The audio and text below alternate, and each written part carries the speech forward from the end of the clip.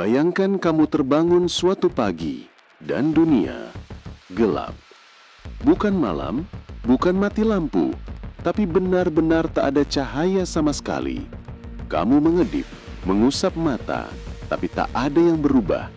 Dunia kehilangan penglihatan, dan semua manusia terjebak dalam kegelapan yang sama.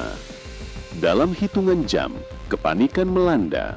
Mobil menabrak satu sama lain, pesawat jatuh, orang-orang berteriak di jalanan. Tak ada cahaya, tak ada arah. Dunia modern yang selama ini bergantung pada mata, tiba-tiba lumpuh total. Ilmuwan kebingungan. Secara medis, semua mata masih sehat, tapi sinyal visual tak pernah sampai ke otak. Seolah-olah seluruh umat manusia mematikan indera penglihatannya secara bersamaan, tanpa sebab yang bisa dijelaskan. Media sosial sunyi, televisi tak lagi berarti, layar ponsel kini hanya benda dingin tanpa makna. Dunia digital yang penuh warna berubah menjadi dunia tanpa bentuk dan tanpa wajah. Hari pertama adalah kekacauan, tapi di tengah keputusasaan, satu hal mulai berubah. Orang-orang mulai mendengarkan suara napas, detak jantung, langkah kaki. Semua terasa lebih hidup dari sebelumnya. Radio kembali menjadi pusat dunia. Suara menjadi satu-satunya jembatan komunikasi. Penyiar yang dulu hanya mengisi waktu kosong, kini menjadi pemandu dunia yang tak terlihat. Kota-kota mulai beradaptasi. Lampu lalu lintas tak lagi berguna, tapi suara dan bau menjadi penunjuk arah. Setiap bangunan menambahkan lonceng, angin sepoi, atau aliran air sebagai penanda lokasi. Manusia mulai mengenali satu sama lain bukan dari wajah, tapi dari suara dan getaran tubuh. Dunia yang dulu penuh penilaian visual kini menjadi tempat di mana empati menggantikan pandangan pertama. Cinta pun berubah. Tak ada lagi cinta pada pandangan pertama. Kini cinta muncul dari percakapan, dari kehangatan nada, dari cara seseorang tertawa saat takut. Seniman kehilangan kanvas mereka. Tapi tak lama, mereka menemukan seni baru, musik, aroma, dan tekstur. Lukisan digantikan oleh harmoni suara, warna digantikan oleh nada.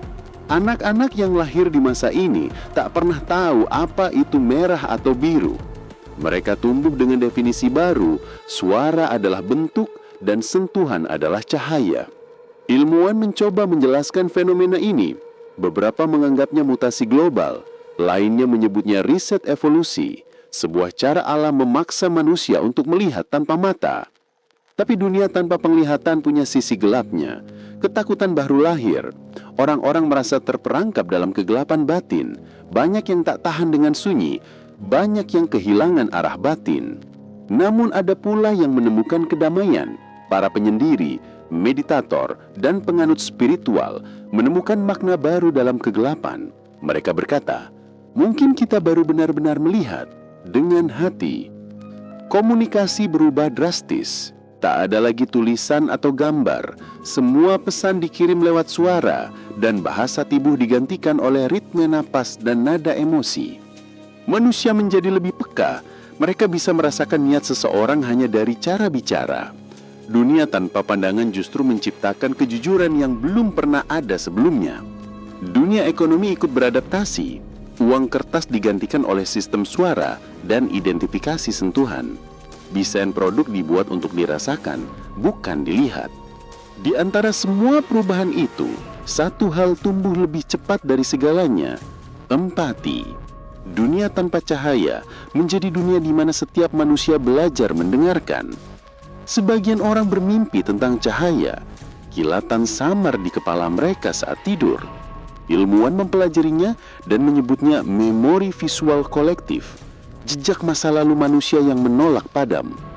Seiring waktu, orang-orang mulai menceritakan kembali dunia lama, tentang langit biru, lautan, dan matahari terbit. Cerita menjadi warisan, satu-satunya cara untuk menjaga ingatan tentang warna. Generasi baru tumbuh tanpa bayangan masa lalu. Mereka tak mengenal konsep kecantikan fisik. Dunia baru ini terasa lebih adil, lebih damai, tapi juga lebih sunyi. Sebagian manusia mulai bertanya, apakah kita benar-benar butuh melihat untuk memahami dunia? Ataukah penglihatan selama ini hanya membuat kita lupa pada makna sejati kehidupan? Manusia belajar menavigasi kehidupan dengan indera lain. Bau tanah setelah hujan menjadi lukisan, suara tawa menjadi cahaya, dan detak jantung menjadi warna. Namun, di dalam hati terdalam setiap manusia masih tersimpan satu kerinduan, ingin melihat lagi, sekali saja, hanya untuk mengingat persis seperti apa dunia sebelum gelap.